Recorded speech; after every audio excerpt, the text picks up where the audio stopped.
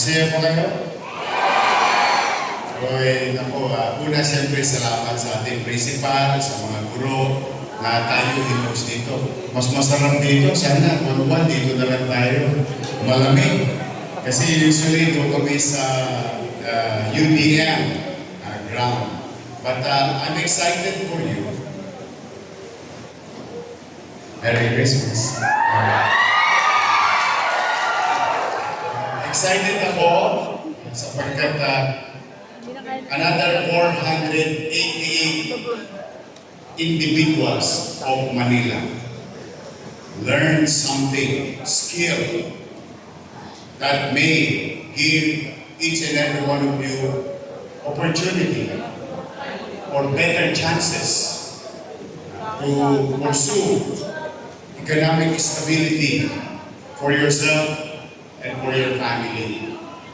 Now, this is our third under this administration. Pangatlo na namin ito. Natutuwa ko kay Director Jane sapagkat tumutungo siya sa landas na aking gustong ibigay sa lungsod ng Maynila at mamamayan nito. Your city government will continue to focus on MBN. MBN. Minimum Basic Needs. Ano yan? Paloob dyan. Housing, education, healthcare, and jobs. Kapag ang isang pamilyang Manileño may matinong disente na masisilungan, panatag ang pamumuhay ng pamilya. At ang bata, papasok sa eskwelahan. Ang magulang, papasok sa kanyang trabaho. Pag ang pamilya nagkasakit, merong maayos na ospital or healthcare facility. Kung titignan ninyo, sa mga nandito, lalo na yung mga magulang, kung titignan ninyo, ang buhay natin ay umiinog lamang sa ganoong bagay. Yung mga shopping, window shopping, yung Natasha, yung Chinchansu, mga yung bagay na, ganun lang yun, tawag yan, pampasarap sa buhay. Because aspiration, siyempre you wanted to be beautiful. Kaya minsan nagpapa-color ka ng hair, papapagod ka. Yes, it may be, at some point, at some level, kailangan. Pero ito pa muna yung mga kailangan. Kapag natugunan to ng pamahalaan, tataas ang antas ng pamumuhay ng bawat pamilyang Manileño. That is what I believe. Then, now, and tomorrow. Kaya ang inyong pamahalang lungsod, kung mapapansin nyo, kahit kayo gipit na gipit, kahit na talagang yung saranggot ako, boka-boka lang yun. Kahit na ubos na ang sinulit, pinipilit kong maging masino at gumastos ng walang kapararakan. Yung iniiwasan kong gumastos ng walang kapararakan. Sabihin, kung meron man akong gagastusin sa limited resources natin, ipupuhunan ko na lamang sa MBN. Why am I excited for you today? Kasi, alam ninyo, di ba mahirap ang buhay yan? Nararamdaman nyo? O hindi lang sa Maynila yun. Sa buong Pilipinas yun. Because of incidents or situation in our country, nationally, it affects the trust and growth of businesses. Because businesses provides opportunity and jobs. And jobs looks for particular set of skills. Katulad ng mga natutunan ninyo. Now, kung meron man ako iririgalo sa inyo, nanay ko, nagkaroon parang nanay ko na yun. O mga kabataan ng lungsod. Sa loob lamang ng 5 buwan, sa walang humpay na pinipilit asikasuhin at muling gamutin yung mga bagay na ginawa in terms of policy making, no? Ay maibalik yung dati ko nang ginawa na nagbigay at nagdulot ng paglago ng Maynila. Nung ako na may nawala, ay ibinalik doon sa lumang panahon kung saan maraming tira ballpen. I think some of you understand anong ibig sabihin ng tira ballpen. But, salamat sa inyo, ibinalik niyo ako, ibinalik ko yung tamang luma, yung umpisa na natin dati. And with that, I'm happy to inform you. Kaya galingan nyo lang talaga. Sa totoo, galingan nyo lang pagka binibigyan kayo ng pagkakataon. Sabihin niyo yan sa inyong mga kaibigan kasama sa mga susunod nating graduates. You know, because of the economic struggle ng bansa, Manila lost 2.4%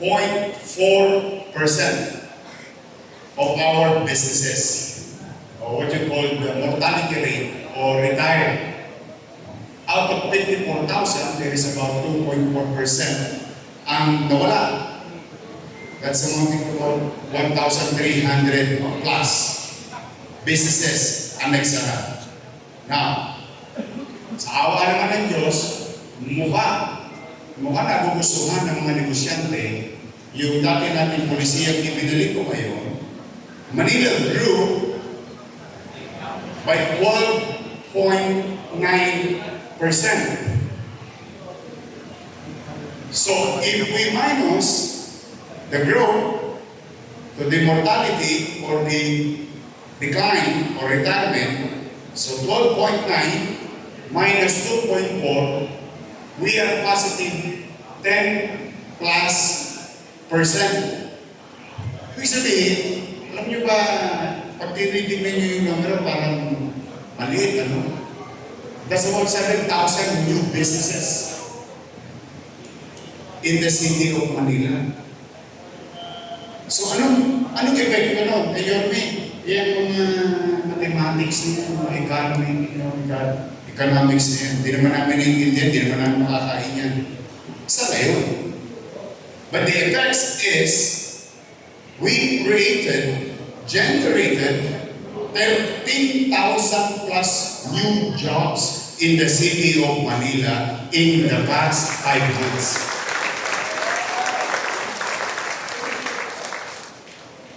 May sense? Logical. Mahirap. Mahirap gawin. Hindi lahat nauunawaan ng mga leader. Pero these are not special science. You don't have to be an, what do you call this? Economist. No. These are basic. Gawin mong maliwalas ang syudad. Gawin mong panatag ang pamumuhay. Bawasan o tanggalin mo yung mga tulonges sa City Hall. Tataas ang kumpiyansa ng negosyo. At ang negosyo, aakyat, maghahanap na, anong hanapin? Empleyado. And side by side, while we are creating this policy at top level, yung ating namang MDSW, kaya tayo nandito ngayong araw na ito. Through policy making and equipping our people, magpapanag po yun sa intersection. Magkikita yan. Ganun po, sa tingin ko, baka mali ako, pero sa tingin ko, ganun ang tamang pagpupulay. Paluwagin mo ang paghahanap buhay. Ang tao, panatag ang pamumuhay. Nakakaramdam ng kaligtasan. Di ba, luma ang Maynila, pero maaliwalas. Walang tugyo. Naturally, we will continue to enjoy growth. Kaya may awa ang Diyos. Kaya sa inyo lahat dito, huwag niyo akong ipapahiya pagka nakapasok na kayo sa trabaho. O bigyan niyo ng dangal ang inyong sarili, dignidad, and you make sure kayo sa ako, sabihin niyo sa sarili niyo pag kayo may hanap buhay na.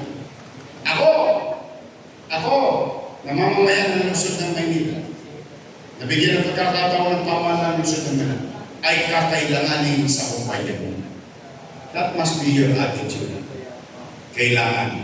At kung sakasakali may nakaluwag-luwag kayo, may natutunan kayong paghahanap buhay, pipilitin kong mabuti sa paghahanap buhay na ikatayo. So, yun ang gusto kong mensahe sa inyo ngayong Pasko, na yawa Diyos. Pag nagtuloy-tuloy ito, lalago ang lungsod ng Maynila.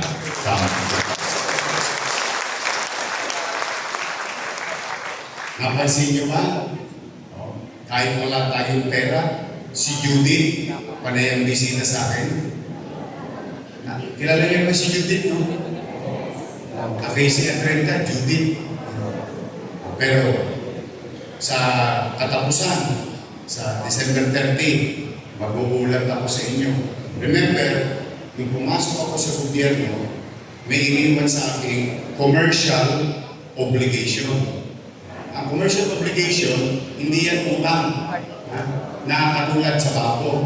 Ito ay utang kasi may naluba. Parang may utang sir kasi hindi kami niyaran. Anong tawag doon? Manuluba. Tama ba? And I don't want that kind of impression for our city. So, even though it is done in the past, to heal is to cure. To cure is to act. So that's why, during the 100 days, nai-report ko na sa taong bayan, out of 10 billion, nakabayad na ako ng 31%. That's 3.1 billion pesos. Plus, yung utang ko naman, di ba yun ang ano nila sa akin? Anong tawag yan? Ay, wala na! Babalik! Yan ang ano nila sa akin Yung utang sa bako ng gobyerno ng Maynila, hindi nakatid. So, nag-gets yun? Yung commercial obligation nila at yung obligasyon natin bilang mamamayan sa mga pinagawang eskwelahan, ospital, and so, bahay, and so on and so forth, at mga gamot, pagkain nung pandemya, nababayaran ko na po. So, ang ibig sabihin, talagang pag nagsimip ka, and then it goes to you. No, sir. Pag sinimip mo talaga, tingin ko, makakaalpas din tayo. Nung pumasok ako, yung tubig ng flooding, kasi sira yung flood control, hanggang dito. At least yung tubig ngayon, hanggang dito na lang. Nakakahinga na tayo, sort of saying. Kaya, wala akong ibang request sa inyo, magbuti lang kayo sa mga future na gawain at tungkulin ninyo sa inyong sarili o sa kumpanyang inyong papapasukan. Galingan nyo, ha?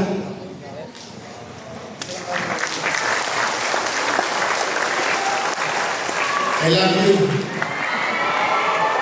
Masarap ang linggo yun, no? Sinigang. Paborito ko kasi ni sinigang. May asin pa Kaya sa inyo, mga batang Manila, tingnan ninyo, Marami na ba sa inyong kanya-kanyang tahanan nakatanggap ng Noche Buena? Meron na? Taas na kamay na meron na. Ayan.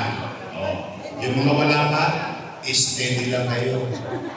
Nakikipala kayo. At kayo'y maliligtas. O, lahat yan. We try to continue what we have started in the past. Ayaw kasi kahit nahirap. I think your parents will agree with this.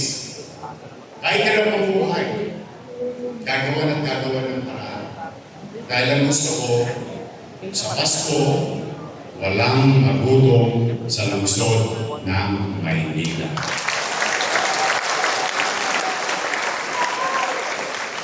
At yan, may special gift pa ako sa mga lola at lola ko. Meron pa sila tuloy din yun. Nag-umpisa na kahapon. Yung ating Noche Buena box, nakakalimang araw na. So, iikot yan at darating niya sa inyong mga barang-barang. Kahit pa paano, kipit tayo, pero nairamos natin na mayroong papagharimunan ang bawat bahay at pamilyang Manileño ngayong Pasko. So muli, congratulations to each and every one of you.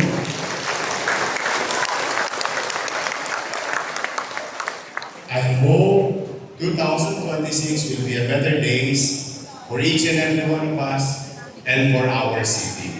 And ang wish ko naman, sana maging malusog na lang kayo.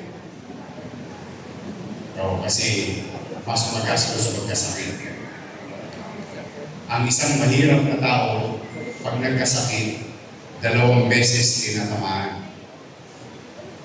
Unang tama, gastos ka ng gastos.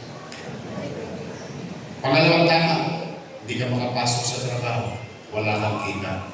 So gastos, negative. Kaya pabaon ng pabaon yung tao may sakit. Kaya I wish you good health. Sana maging malusog ang lahat ng mga tagalungsod ng Maynila. Merry Christmas! Happy New Year! I love you! Mag-iingat kayo!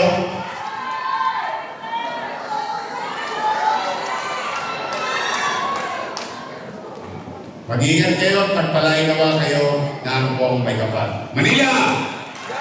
God bless. Thank you.